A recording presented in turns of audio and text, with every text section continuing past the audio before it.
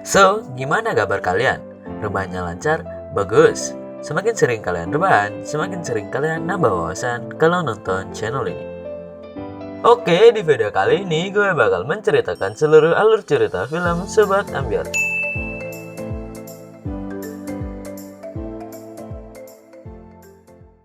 Tapi sebelum itu, subscribe dulu channel ini dan nyalakan lonceng notifikasinya supaya kalian gak ketinggalan video kita yang terbaru. Berbeda dengan video lainnya, kali ini gue bakal menceritakan alur film yang berasal dari Indonesia, yaitu film Sobat Ambyar. Film ini menceritakan tentang seorang pria yang harus berusaha move on dari mantannya yang sangat ia cintai. Dalam masa move onnya itu, ia harus berusaha untuk melupakannya sebisa mungkin. Gak usah lama-lama lagi, langsung lanjut aja ke alur filmnya. Film diawali dengan konser sang legenda kita, yaitu almarhum Didi Kempot, yang membawakan sebuah lagu yang berjudul Kalung Emas. Ketika sedang melantunkan lagu indahnya, ada seorang pria yang pingsan ketika konser sedang berlangsung. Pak D pun harus rehat sejenak untuk melihat kondisi penggemarnya tersebut. Ketika pria tersebut sudah sadar, beliau pun berkata kepada pria tersebut apa yang tengah terjadi dengannya. Ia pun menceritakan flashback 1 bulan sebelum ia sampai di kondisi sekarang. Orang tersebut bernama Jatmiko, dan ia pun menceritakan flashback 1 bulan sebelum ia sampai di sana. Tidak seperti kafe yang lainnya, kafe yang ia miliki sangatlah sepi. Miko hanya memiliki satu pelayan yang bernama Kopet. Kopet adalah teman Miko yang selalu bersamanya sejak kecil. Ketika kafenya sedang sepi, tiba-tiba ada seorang wanita cantik masuk ke kafenya. Kopet pun langsung menyuruh Miko untuk meminta nomor telepon milik mbaknya tersebut. Miko pun langsung menyiapkan sebuah kopi warisan nenek moyangnya yang bernama kopi tembang manis. Reaksi wanita tersebut terhadap kopi milik Miko langsung membuat hati Miko deg-degan. Ketika sedang memandangi mbaknya, tiba-tiba wayai, tinggal takon Jat. Dan mulai saat itu, Kopet selalu mendesak Miko untuk meminta nomor mbak tersebut. Karena terlambat, mbak tersebut pun pergi dari kafenya. Di keesokan hari, karena kafenya sangatlah sepi, ia berniat untuk menutup kafenya. Tetapi ketika Miko sedang memindahkan perabotan tersebut ke atas pick up, mbak yang semalam ke kafenya kembali lagi ke sana. Miko pun spontan memasukkan perabotan tersebut ke kafe miliknya. Ketika Miko memberikan kopi pesanan milik mbaknya, mbak tersebut seakan memberikan kode bahwa ia menyukai Jatmiko. Kemudian ketika adik Miko yang bernama Anjani datang ke sana, Miko langsung bertanya kepada Jani kapan biaya kuliahnya terakhir dibayar. Tetapi Anjani memberitahu Miko bahwa biaya itu bisa dibayar nanti saja. Tidak jauh berbeda dengan si Kopet, Jani selalu mendesak Miko agar mendekati mbak tersebut. Tidak berselang lama, ternyata mbak tersebut sudah dijemput menggunakan sebuah mobil. Mulai hari itu, Miko mulai kesemsem dengan wanita tersebut. Bahkan ia selalu melihat-lihat cup kopi milik mbaknya tersebut. Berkali-kali Miko selalu gagal ketika ia akan berbicara dengan mbak tersebut, karena ia adalah orang yang sangat pemalu. Ketika Miko ingin memberikan puisi di kertas yang diberikan oleh Kopet, ia malah berbalik arah dan mencoba mengurungkan niatnya kembali. Tetapi ketika ia akan memasukkan kertas tersebut, mbak tersebut datang dan ingin melihatnya. Kemudian ketika ia ingin melihatnya, ada mobil hitam datang dan langsung mengajak Jatmiko keluar dari sana. Ternyata orang yang ada di dalam mobil tersebut adalah seorang laki-laki. Berpindah ke Miko, ketika berhenti di depan sebuah kos, ia melihat wanita tersebut sedang tidur pulas di dalam mobilnya. Ketika sedang memandangi wanita tersebut, tiba-tiba nasi goreng. Ternyata ada seorang penjual nasi goreng yang sedang jualan. Miko yang emosi langsung keluar dan memarahi penjual tersebut. Miko pun marah-marah ke penjual tersebut dan penjual tersebut pun pergi karena dimarahi oleh Miko. Nasi goreng! Ketika malam hari, mbak tersebut baru bangun dan ia memberitahu Miko tentang namanya, yaitu Saras. Saras pun memberitahu Miko bahwa alasan ia selalu pergi ke kafe milik Miko. Ternyata alasan Saras pergi ke sana adalah karena ia tidak akan terganggu oleh para laki-laki yang menyukai dirinya dan bisa mengerjakan skripsi dengan tenang. Saras juga bilang bahwa ia akan kembali lagi ke sana jika para lelaki tersebut tidak ada di kafe milik Miko. Di keesokan harinya, ada 2 orang yang tengah ribut di kafe milik Miko dan sedang memerebutkan hati milik Saras. Kopet yang tahu dengan hal tersebut langsung mencoba untuk memancing 2 lelaki tersebut untuk membeli banyak kopi sekaligus. Americano loro. Miko pun langsung pergi ke kos-kosan milik Saras. Ketika sampai di sana, Saras kecewa dengan janji milik Miko karena tidak mengusir dua lelaki yang bernama Anton dan Tommy tersebut. Karena skripsi Saras udah mepet banget, akhirnya Miko memutuskan untuk merekomendasikan kopi warisan nenek moyang Miko yang bernama kopi tembang manis yang pernah diminum oleh Saras. Keesokan harinya, mereka pun mulai menjalankan sesi observasi atau juga disebut dengan sesi wawancara. Ketika sedang memberi contoh kepada Saras, Miko yang grogi malah gemetaran sehingga biji kopi yang sedang di roasting atau disangrai malah jatuh ke lantai. For your information, buat nambah pengetahuan kalian tentang biji kopi, jadi fungsi penyangraian atau proses roasting bertujuan untuk mengeluarkan aroma dan juga cita rasa dari kopi tersebut.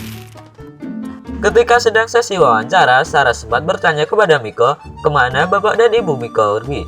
Miko pun menjawab pertanyaan Saras bahwa orang tuanya meninggal karena kecelakaan bus. Di keesokan harinya, ketika sedang berbelanja untuk keperluan alat pengolahan kopi, Saras dan Miko melihat sebuah kalung emas yang sangat indah. Ketika berada di sana, Saras sempat mengutarakan perasaannya dan mereka pun jadian. Dan hari-hari Miko pun semakin cerah dengan hadirnya Saras. Beberapa hari kemudian, Saras pun lulus sidang skripsinya. Kemudian Miko pun menghadiahi Saras sebuah kalung emas yang mereka pernah lihat di toko antik ketika mereka sedang membeli alat pengolah kopi. Saras pun sangat senang dan ia pun mencium pipi Miko. Dengan kesenangan yang mereka miliki, mereka berdua pun pergi ke sebuah kebun teh dan bercanda ria. Dan pada suatu saat, mereka pun ciuman. Daripada lihat yang atas, lebih baik lihat yang di bawah. Ketika habis hujan-hujanan, Miko malah masuk angin sehingga ia sedikit meriang. Saras juga bilang ke Miko bahwa ia akan pergi ke Surabaya dan balik ke Solo 2 hari sebelum hari ulang tahunnya. Miko pun harus merelakan kepergian Saras. Beberapa hari kemudian, ketika Miko sedang menghubungi Saras lewat personal chat, Saras sama sekali tidak menjawab dan tiba-tiba Anton datang dengan mimik wajah yang sangat marah. Bukannya ia menghajar Miko, ia malah titip Saras kepada Miko. Meskipun tubuhnya kekar, tetapi hatinya sangatlah lembek. Ketika malam hari, lagi-lagi chat dari Miko sama sekali tidak dijawab dan hanya centang biru. Tiba-tiba Kobat yang datang ke kamarnya memberitahu Miko tentang Pak Faris yang baru saja menagih uang kepadanya. Dan Kobat juga marah karena uang harian Anjani dan juga kafe di nomor 2 kan oleh Miko karena ia malah memilih membelikan kalung emas kepada Saras. Di pagi hari, Pak Faris langsung menagih uang kepada Miko dan gak ada kompromi-komprominya sama sekali. Tetapi Tommy dan Anton datang ke kafe dan bilang kepada Miko bahwa mereka akan mengadakan munas loro hati yang berarti munas sakit hati. Sehingga mobil milik Miko pun tidak jadi disita oleh Pak Faris karena ia mendapat uang yang cukup banyak untuk membayar hutangnya kepada Pak Faris dan juga uang kuliahnya Anjani. Ketika acara sedang berlanjut, lagi-lagi chat milik Miko hanya dibalas dengan sebuah centang biru oleh Saras. Dan di pagi harinya, Miko pun berniat pergi ke Surabaya untuk menemui Saras agar tidak selalu kepikiran. Tetapi berkali-kali Kobat dan Anjani selalu mengingatkan kepada Miko bahwa jangan terlalu dipikirkan. Miko pun sampai di kota Surabaya meskipun harus melewati gang sempit dan jalan yang susah untuk diakses menggunakan sepeda motor. Ketika Miko datang dengan boneka beruangnya, bukannya Saras senang, ia malah memasang raut wajah kecewa. Tetapi ketika Saras mempersilahkan Miko untuk duduk, ia malah menyuruh Miko untuk duduk di lantai. Tetapi Miko memaksa dan tetap duduk di atas kursi. Ketika Miko bertanya kepada Saras tentang chatnya yang tidak pernah dibalas, Saras menjawab bahwa ia sedang sibuk bekerja di Surabaya. Ketika mereka sedang mengobrol, tiba-tiba ada seorang pria mapan datang ke rumah Saras dengan hadiah ulang tahunnya. Kemudian Saras pun meneriakkan nama pria tersebut, yaitu Abdul. Dengan santai, Abdul menyuruh Saras untuk menyelesaikan masalahnya di luar. Miko pun marah kepada Saras dan bertanya kepada Saras pilih dirinya atau dia. Saras pun menjawab bahwa apa salahnya kalau ia mengikuti kata hatinya. Kowe iki ngomong aku jaga kesehatan tapi kowe dhewe sing nglarani aku. Miko pun pergi dan Saras menyuruhnya untuk mengambil boneka tersebut kembali. Karena guna, Miko malah menabrak beberapa orang yang ada di gang tersebut. Mereka yang marah langsung memukuli Miko, bahkan juga mengambil uang yang ada di dompet Miko. Miko pun pulang dengan kondisi tubuh lemah dan pikiran yang serba campur aduk. Bahkan ketika sampai di kamar, Miko tidak bisa menahan rasa sedihnya yang sangat dalam tersebut. Beberapa hari kemudian, Miko bangun dan mengajak Kopet untuk berbicara dengannya. Miko pun berkata kepada Kopet cari info yang bernama Abdul dan cari tahu makanan favoritnya dan berbagai macam hal yang disukai oleh Abdul. Biar Miko lah yang mencukupi itu semua kepada Abdul. Terus kenter toh, Jat? Kopet pun memarahi Miko dan akan memberinya sebuah rencana yang sudah Kopet pikirkan bersama dengan Anjani.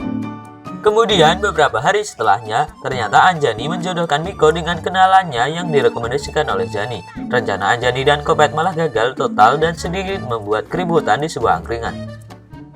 Mereka pun menjalankan rencana kedua mereka, yaitu melakukan hukum sumpah 21 hari yang berisi tentang Miko yang tidak boleh melakukan semua hal yang berhubungan dengan Saras. Ketika Miko tengah membuang boneka beruangnya, tiba-tiba Saras datang dengan taksi dan bilang kepada Miko bahwa ia sedang kangen dengannya. Saras juga sangat minta maaf kepada Miko dengan perbuatannya tempo hari. Tapi orang berdosa juga bisa kan punya rasa kangen? Miko yang sebenarnya masih memiliki rasa sayang langsung menggandeng tangan Saras dan mengajaknya ke mobil. Ketika dalam perjalanan, Saras meminta dua permintaan terakhir kepada Miko. Pertama, Saras ingin Miko datang ke wisudanya karena ialah orang yang sangat berjasa ketika ia membuat skripsi. Yang kedua, ia kangen dengan kopi buatan Miko. Miko pun langsung mengantarkan Saras ke kafe miliknya. Ketika sudah ada di kafe, Kopet memarahi kebodohan Miko yang malah melanggar sumpah 21 harinya tersebut. Kowe bar kemalingan, Jat. Terus saiki malingnya mbok kaya obor nggo ngobong, Mas. Tetapi Miko tetap teguh dengan pendiriannya tersebut, dan Kopet yang sakit hati karena omongannya tidak selalu didengarkan oleh Miko pun pergi dari sana. Di keesokan harinya, ketika Miko sudah datang ke acara wisuda Saras dan membawakan seikat bunga, tiba-tiba Abdul datang dan Miko yang sakit hati pun pergi dari tempat tersebut. Ketika sampai di rumah, adik Miko yaitu Anjani sempat berkeluh kesah tentang dirinya yang tertidur di kelas karena selalu bergadang menjaga kafe. Miko yang marah langsung membentak Anjani karena Miko tidak pernah ingin dibantu olehnya. Jani pun berkata bahwa selama ini dialah yang bersalah dan bukan Miko. Dan mulai saat itu orang-orang yang selalu ada di saat Miko bersedih mulai menjauh karena sifat keegoisan Miko. Esoknya Miko menjual kafe miliknya dan seluruh furnitur kepada Pak Faris. Ketika berada di kamar, Kopet masuk dan menawari Miko untuk datang ke konsernya Pak D dan menasihati Miko agar tetap menjaga keharmonisannya dengan adiknya. Ben omah iki tetep dadi omah, Jat. Dudu gudang perabotan. Miko pun keluar dan meminta maaf kepada Anjani yang sebesar-besarnya dan mereka pun pergi ke konser malam ini. Dan sekarang sudah sampai di masa sekarang ketika Miko barusan pingsan. Pak D pun mulai menasihati Miko kalau sakit hati dibikin happy aja. Di keesokan harinya ketika Miko sedang membagikan gaji milik Kopet dan Anjani, Kopet sedang meminum kopi tinari milik warisan keluarga Miko. Kemudian Miko pun mempunyai ide untuk menawarkan kopi tersebut kepada Pak Faris. Dan ketika ditawarkan kepada Pak Faris senang dan setuju dan akan menginvestasikan kopi milik keluarga Miko tersebut. Miko pun membangun kafe baru yang diberi nama Omah Ambyar, yang berarti rumah ambyar. Tidak seperti kafenya yang lama, kafe baru milik Miko kini sangat ramai dan digemari oleh kaum-kaum milenial. Tiba-tiba Saras datang ke kafe milik Miko dengan undangan pernikahan. Miko yang sudah tabah langsung berterima kasih kepada Saras karena telah membuatnya mengingat kembali keluarga Miko satu-satunya yaitu Anjani. Ketika Abdul masuk, Miko langsung memberikan ucapan selamat dan mereka pun pergi. Ternyata ketika mereka sudah pergi, Miko sangat bersedih dan semua teman-teman Miko mulai dari Anjani, Kopet, hingga Tommy dan Anton turut serta dalam memberi semangat kepada Miko. Ketika malam hari, mereka mengunjungi konser Pak D kembali. Miko pun diberi sebuah belangkon ungu yang berarti ia sudah merelakan kepergian Saras. Tetapi ketika sedang bernyanyi ria, kenalan Anjani mengalami pingsan dan peristiwa yang persis seperti yang dialami oleh Miko. Dan nek patah hati ayo dijogeti. film pun tamat. Banyak sekali kesimpulan yang bisa kita ambil dari film ini, seperti kesabaran, keikhlasan dalam merelakan seseorang yang kita cintai, dan tetap semangat dalam menjalani hidup ini. So, segini aja buat video kali ini. Jika kalian suka dengan video kali ini, jangan lupa pukul tombol like dan tendang tombol subscribe-nya. Pengusaha gede banyak banget uangnya, gak usah banyak nanya, dan sampai jumpa di video selanjutnya. Bye-bye.